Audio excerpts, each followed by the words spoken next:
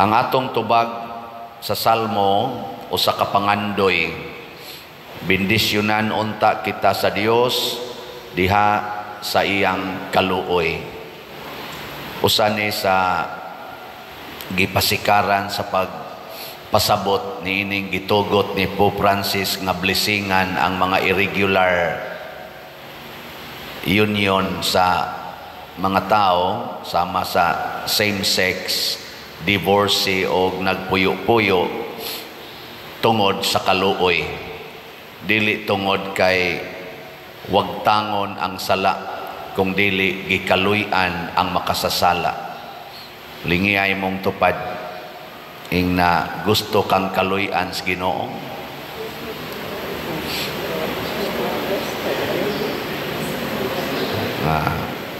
Wagi klaro nya inighuman og hatag sa Ginoo sa iyang bendisyon bungas iyang kaluoy. Unsa may sunod natong buhaton, himuon sad nato ang atong kaugalingon nga kahimutan sa Dios. Munang niingon diri sa atong unang pagbasa, ang usas mga bendisyon nga ihatag nila ni Moises ngadto sa mga tao niingon, kahimutan unta kamo sa Ginoo ug hatagan kamo kalinaw. Ang kalinaw mga igsoon diha sa atong kasing-kasing, diha sa atong katilingban, sa pamilya ug sa kalibutan, dili na siya mahitabo kung ang atong kinabuhi dili pleasing to God. Dili ba makapahimuot sa Ginoo? Gikaduhang lingi ing na musta imong kinabuhi nakapahimuot sa Ginoo? Kapahimuot wa. Kanang magsigi kag paningil sa utang makapahimuot na sa Ginoo? Basig dili, mao na ang resulta, nag-away na ang nagsigig paningil sa utang.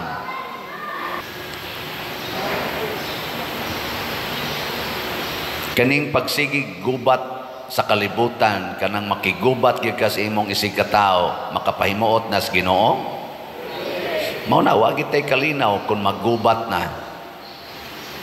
Kanang magsigi kag pamakak sa imong isig ka tawo, sikag saad nga bayra nimong utang unya wa gid ay kay giparsyal, makapahimuot na sa Ginoo? Mao na wa gid ay kalinaw. Kanang magsigig pangasaba ang mga ginikanan sa ilang mga anak, magsigig yaw-yaw, makapahimuot na sa Ginoo? Mao na wa gid kalinaw ang pamilya, kay wa man mahimuot ang Ginoo. Kanang magsigig kag pangulor sa imong buhok, kiskis anang imong kilay, badlis naman, makapahimuot na sa Ginoo? Wa ko kay baw.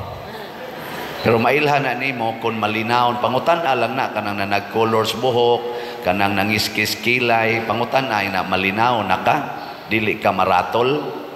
Na niya ratulon gani ina ahono nga na lang tingali na oy kay magratol-ratol ra man nimo. Di ba? So ang tanan nga dili makahatag og kalinaw nato, wa sad na makapahimuot sa Ginoo. Mao bitaw nga ang pagbiya og sala, kanang pagbiya og sala, mao gid nay kahimutan sa Ginoo. Unya, inigbiya nato sa sala, bisag unsang klasiha sa sala, magamay ug madako, naa dayon ang kalinaw. Ang una gyung magmalinawon, mao ang nibiya sa sala. Naay ni text nako sa Father, isulti ni sa imong humili, ayaw lag isultig hain ko nagpuyo o kinsay akungan. Taas kayo iyang text, ang iyang introduction, palihog Father, basaha in town ang akong text.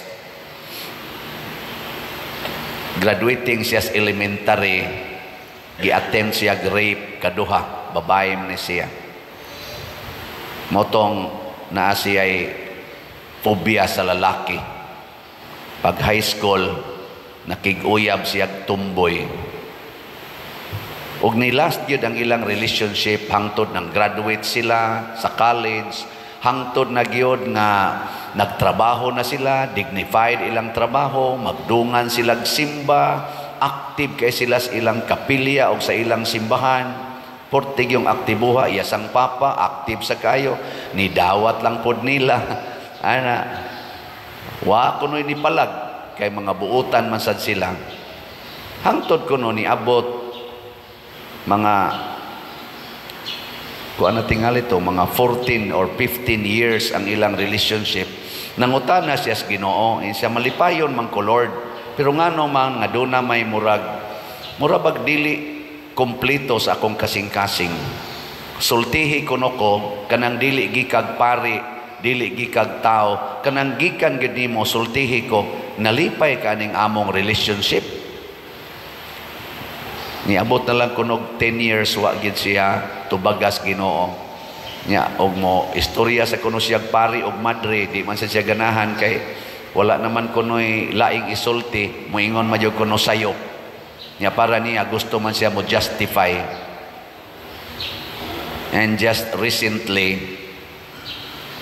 iyang na sinati ang tubag sa Ginoo murag San Jose ba, pinaagig damgo ni kuyog kuno siya og prosesyon kay devote man siya ni Santo Niño. Sa iyang damgo ni kuyog kuno siya prosesyon ni Santo Niño. Nakita niya nga naay kayo nga misilaob sa sinina hangtod ngadto sa buhok ni Santo Niño na sunog, nangilad ang naong sa imahin. Pagmata niya ang message kuno nga iyang nadawat niingon nga imong gipakauwawan ang imong debosyon sa Ginoo, imong gibuling-bulingan ang naong sa Ginoo pinaagi sa imong kinabuhi. Portig yung kuno niyang hilak. Ang sunod na sa kuno niyang problema, unsaon ako pagbuwag aning akong karelasyon nga mura maglisod na kaing buwagan.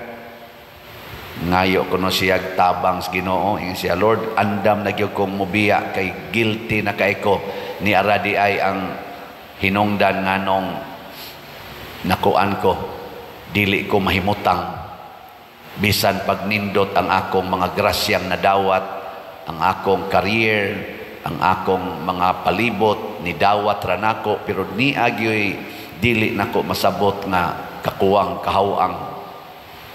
Ug tuod man na ay iyang kuan mating ito pag umangkon nga nakauyab og American o niya nibisitang American kay minyo na sila, naaman sa gikuyog nga laing American, wa may mo entertain, di siya mo ini entertain na nagkatuluyan ang duha. Karon she is now living happily. Iyalan yung gipashare kay matod pa niya ang sala, Father, sa akong eksperyensya bisan pag atong i-justify duna gidi ay kanabang kakuwangan o ang makapakumpleto sa atong kalipay kana yung mawagtang na ang sala. Nagiling nga imong tupad na gusto kang malinawon. Tingnan ba? So, gusto kang malinawon, kuhaan ang sala. Nya unsaon man pagdesisyon pagkuha sa sala, duol ngadto ni Maria, duol ngadto ni San Jose, kay ang mga magbalantes karnero pagduol nila ni Hesus, dili si Hesus ang ilang nakita una, kung dili si Jose og si Maria. Nya gikan ni Jose og ni Maria nakita nila si Hesus. Pasabot bisag ako kanang mag-counseling ko, ang ako yung unang isulti, sunda si Jose og si Maria og ang mga santos, makakita yung ka Ginoo. Pero mo ditso lang kag pangita Ginoo, pero di ka ba mo model after sa kinabuhi ni Jose og ni Maria, di sad kakakita Ginoo. Nya unsa may kinabuhi ni Jose og ni Maria, ang number 1 gyud kini gyung selfless life. Kana bang dili maghuna-huna sa kaugalingon, kung dili ang pagpaambit sa Ginoo ngadto sa uban.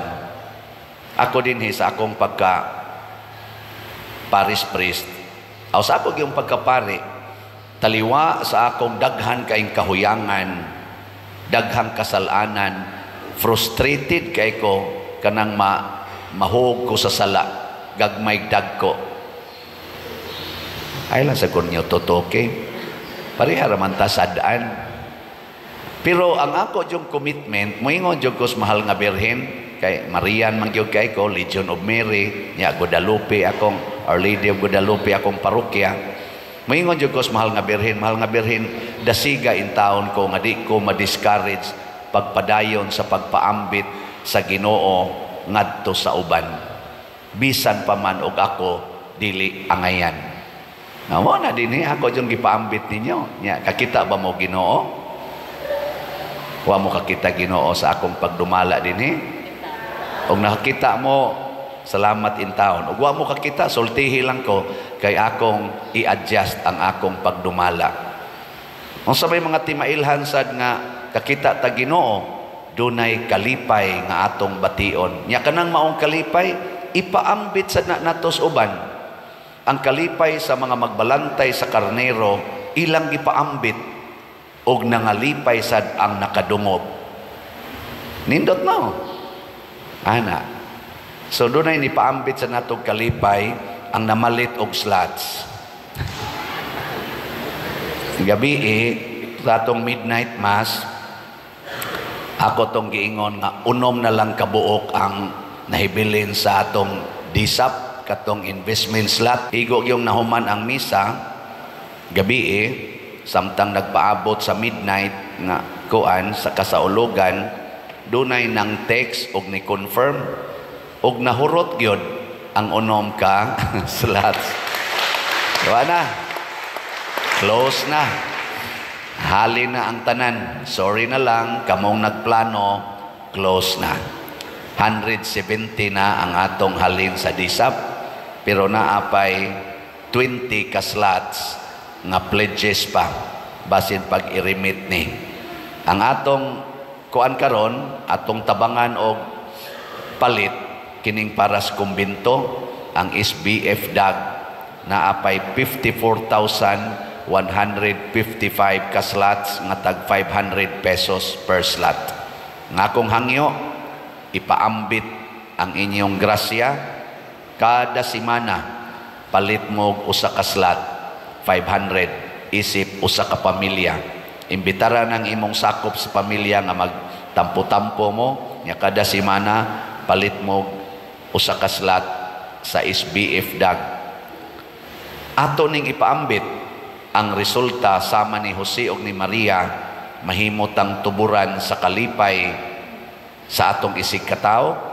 Og ang ato sang kasing-kasing mag-awas-awas ang kalinaw kalipay, dili gagikan sa kwarta, dili gagikan sa mga pagdaig ngan hinato, wa magikan sa atong gahom, wa magikan sa mga butang atong gihuptan, kung dili nagikan sa Ginoo nga natao diha sa pasungan.